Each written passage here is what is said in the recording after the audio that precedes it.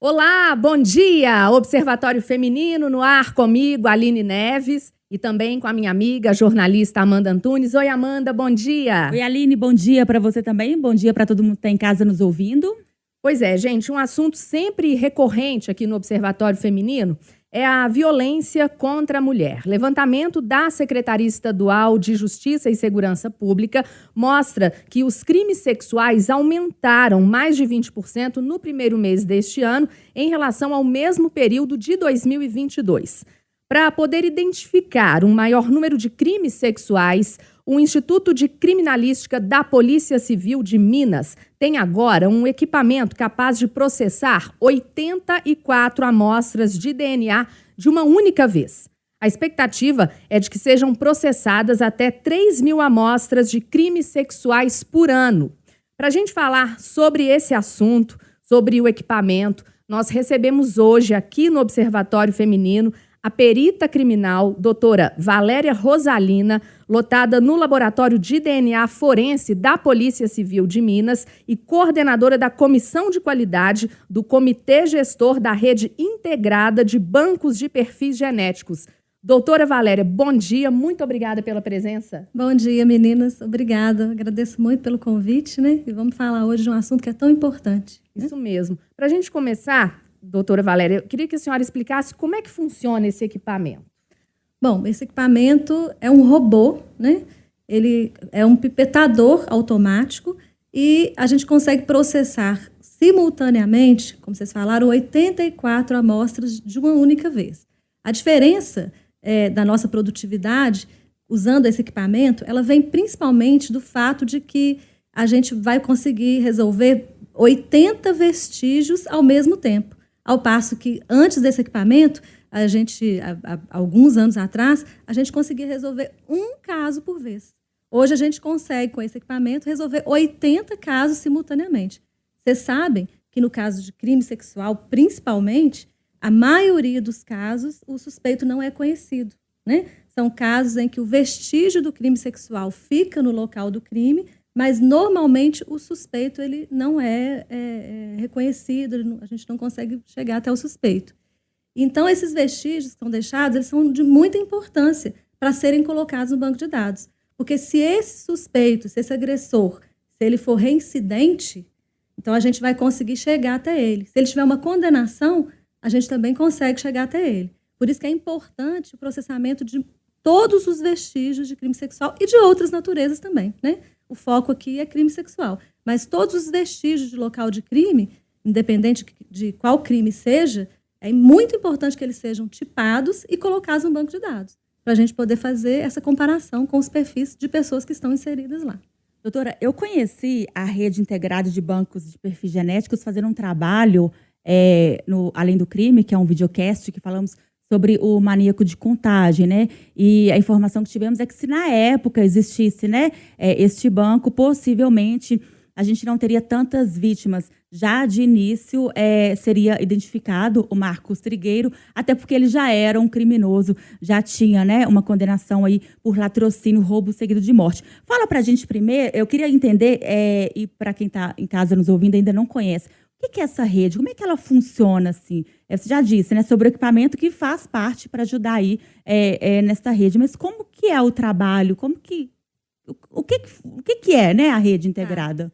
Bom, a Rede Integrada de Bancos de Perfis Genéticos, conhecida como RIBPG, é uma rede que aconteceu aqui no Brasil a partir de 2012, tá? E foi regulamentado por um decreto 7.950, um decreto federal, na época promulgado pela então presidente Dilma Rousseff.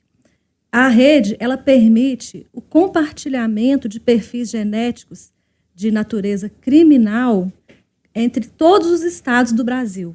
Então, todo laboratório de DNA oficial de cada estado do Brasil pode compartilhar perfis de DNA criminais com os outros estados do Brasil. Então, por exemplo, se um criminoso cometeu um crime aqui em Belo Horizonte e depois ele mudou para o Rio de Janeiro e lá ele cometeu outro crime, o laboratório lá pode recolher o vestígio que ele deixou lá, tipar e colocar no banco, e eu consigo, aqui de Minas Gerais, estabelecer um vínculo, um match entre o vestígio que ele deixou aqui em Belo Horizonte e o vestígio que ele deixou no Rio de Janeiro. O mesmo vale para qualquer estado do Brasil. Então, a rede, ela veio para quê? Para que a gente pudesse unificar os procedimentos, não é verdade? Então, com a rede, um criminoso cometeu um crime em qualquer lugar do Brasil, desde que o perfil dele seja inserido no banco de dados nacional, eu consigo pegar qualquer coisa dele. Aí alguém me pergunta assim, mas e aí, se esse criminoso não tem o perfil dele ainda cadastrado, ele ainda não foi condenado. Muita gente me pergunta isso, né? Ele ainda não foi condenado, eu não tenho ele lá no banco de dados. Então, não tem problema, porque o que vai acontecer?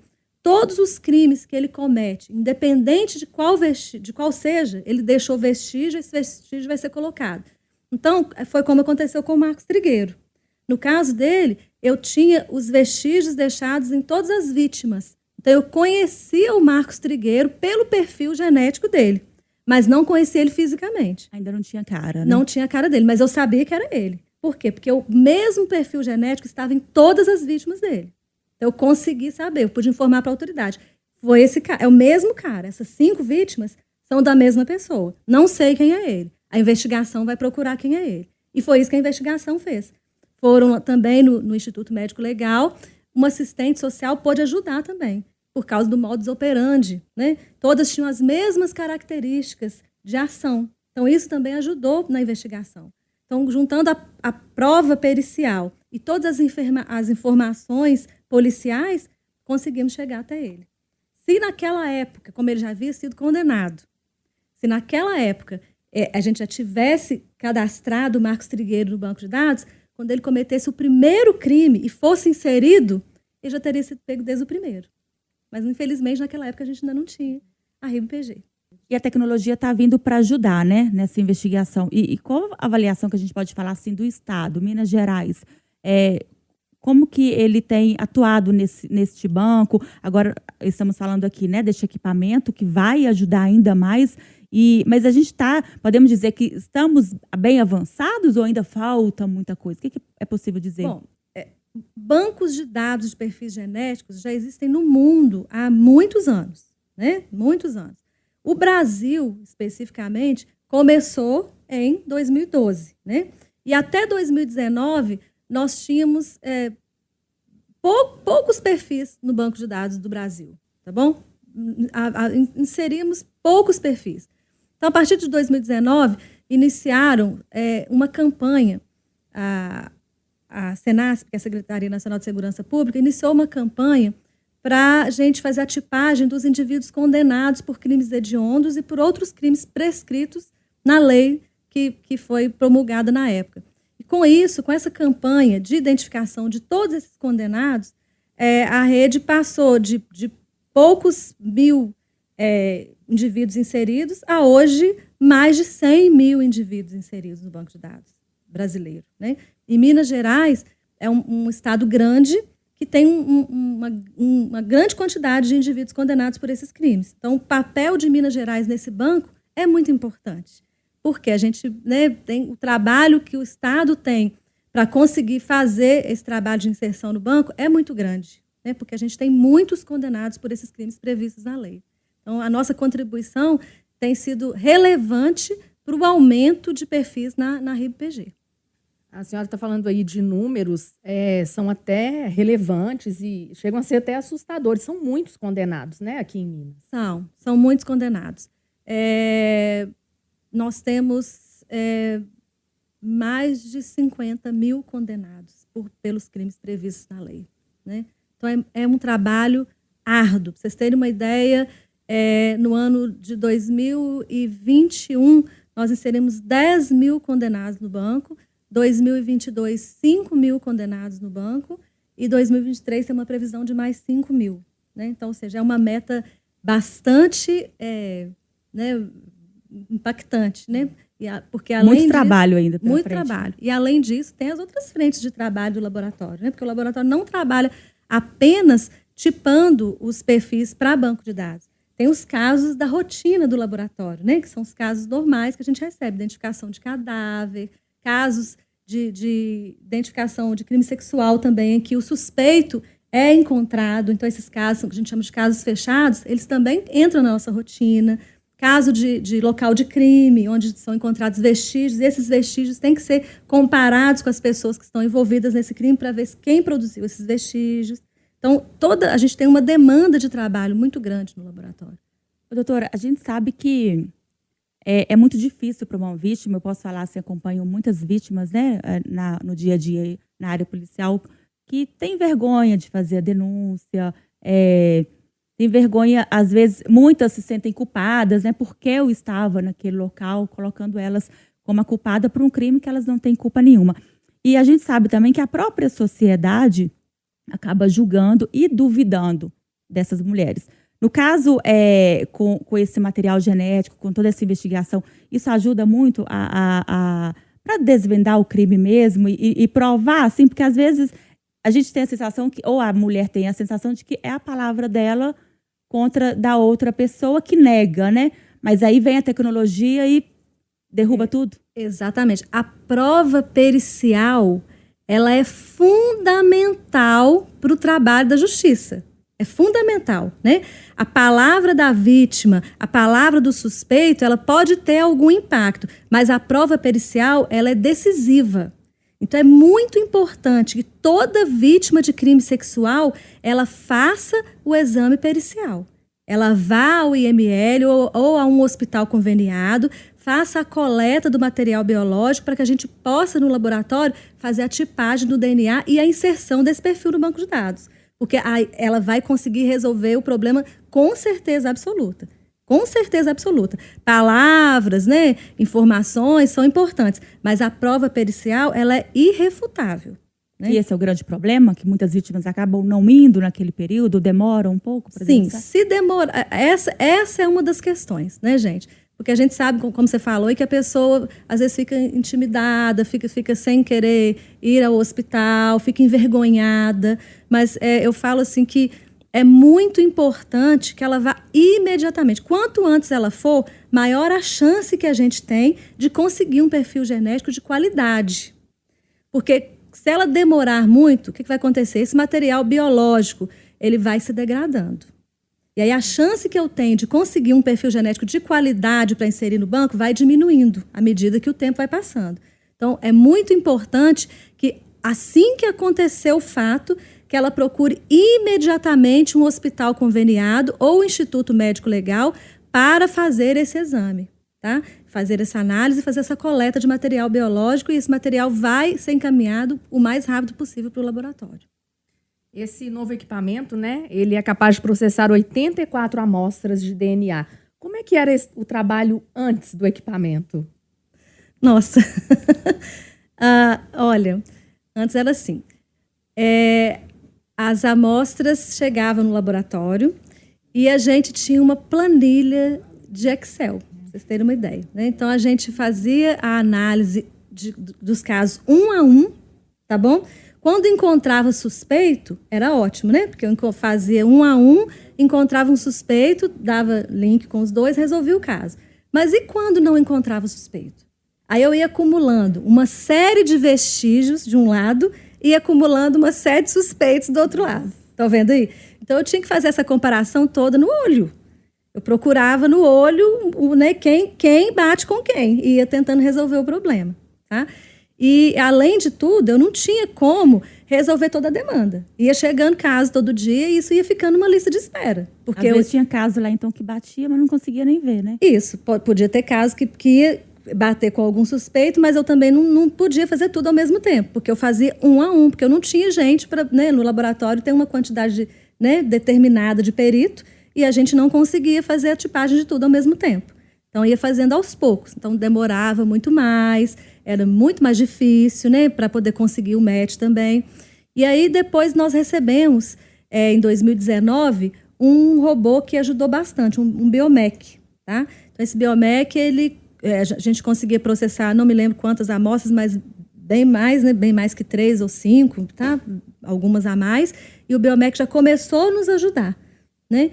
E aí, agora, a gente recebeu esse novo equipamento, né? Esse, sim, ele faz 84 e ele está mais voltado para vestígios de crime sexual. A gente consegue fazer um tipo de extração diferenciada, que é o que a gente precisa no caso do crime sexual.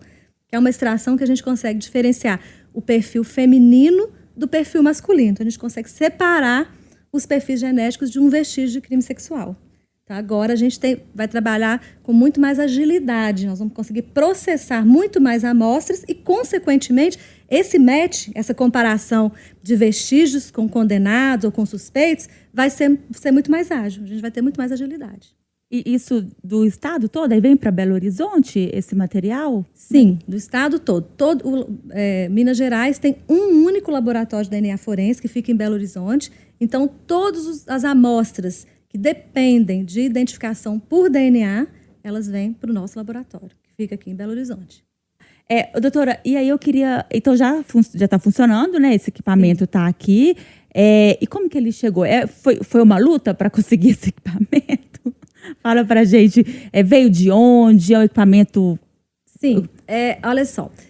A Secretaria Nacional de Segurança Pública, a Senasp, um dos objetivos da Senasp é garantir que os laboratórios da rede, todos eles tenham todos os equipamentos, pelo menos os equipamentos básicos, para que a rede possa funcionar de maneira uniforme. Ou seja, que todos os laboratórios tenham os equipamentos necessários para fazer as análises e as tipagens.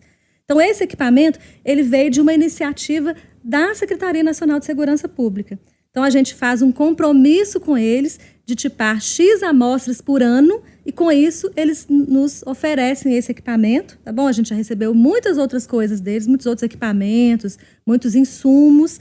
Então, mediante uma contraproposta, né? A gente oferece o trabalho de tipagem e eles oferecem para a gente os insumos necessários, incluindo esse equipamento. E quando a gente fala de suspeitos, geralmente é em série mesmo? Acaba que o mesmo, né, homem ali que abusou de uma mulher, sei lá, de uma criança, é o que também vai praticar outros crimes? Sim, normalmente o que a gente tem notado é que os indivíduos que cometem crimes sexuais, eles são reincidentes.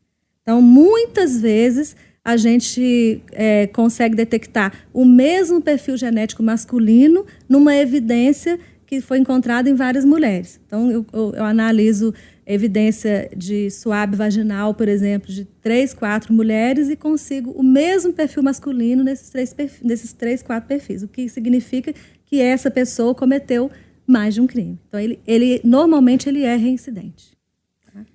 Então, que bom, né, que Minas Gerais tem agora esse equipamento, né, doutora? Muito, muito bom mesmo. É um equipamento que veio para somar, né? A gente precisa de profissionais que são especialistas e precisamos de equipamentos com tecnologia para a gente trabalhar. Antes de acabar, eu queria fazer mais uma pergunta. Sim. Então, a pessoa é obrigada a disponibilizar este DNA dela ou é por via judicial? Ou ela pode recusar? A gente tem hoje, de acordo com a lei, a gente tem 2 casos distintos. O primeiro caso é o caso dos condenados. Então, os indivíduos condenados pelos crimes previstos na lei, eles são obrigados a doar material. Eles são obrigados, independente de se quiserem ou não. A lei prevê a obrigação. Agora, um segundo grupo é o grupo dos suspeitos. Então, se uma pessoa, a autoridade policial recebeu uma denúncia de uma vítima que foi lá e falou que ela foi vítima de um crime sexual. Então, o suspeito chega lá e fala assim, não fui eu, tá? Eu me nego, não fui eu. E aí, se a autoridade, se o delegado entender que esse suspeito é relevante, que se colete material dele, porque essa vítima realmente ela está falando a verdade, né, dependendo da investigação, ele pode solicitar ao juiz para que o juiz autorize a coleta desse material dessa pessoa suspeita. E essa coleta está inserida numa mudança que houve na Lei de Identificação Criminal. Então, a partir de 2012, quando a lei foi mudada, quando aconteceu a Lei 12.654, que instituiu, né, o Banco Nacional de Perfis Genéticos também, então, a partir dessa época, a Lei de Identificação Criminal ela mudou e a coleta de amostra biológica para exame de DNA passou a fazer parte da Lei de Identificação Criminal. Então, por causa disso, esses suspeitos que antes podiam se negar a coletar material, antes eles usavam essa prerrogativa de da não autoincriminação, que é o quê? Eu não sou obrigado a produzir prova contra mim mesmo. Então, a partir da mudança nessa lei, ele não tem mais essa prerrogativa. Se a autoridade entender que é necessária a coleta do material, ele é obrigado a coletar o material e esse material vai para o laboratório para fazer a análise de DNA. Nós recebemos aqui no Observatório Feminino deste domingo a perita criminal, doutora Valéria Rosalina, lotada no Laboratório de DNA Forense da Polícia Civil de Minas e coordenadora da Comissão de Qualidade do Comitê Gestor da Rede Integrada de Bancos de Perfis Genéticos. Doutora Valéria, eu queria te agradecer muito pela presença e pelos esclarecimentos, viu? Bom dia, bom domingo. Obrigada, muito obrigada. Bom dia. A gente agradece e parabéns pelo trabalho, né? Obrigada, gente. Vamos embora, Amanda. Domingo que vem a gente volta, gente. Tchau. Tchau, até domingo que vem.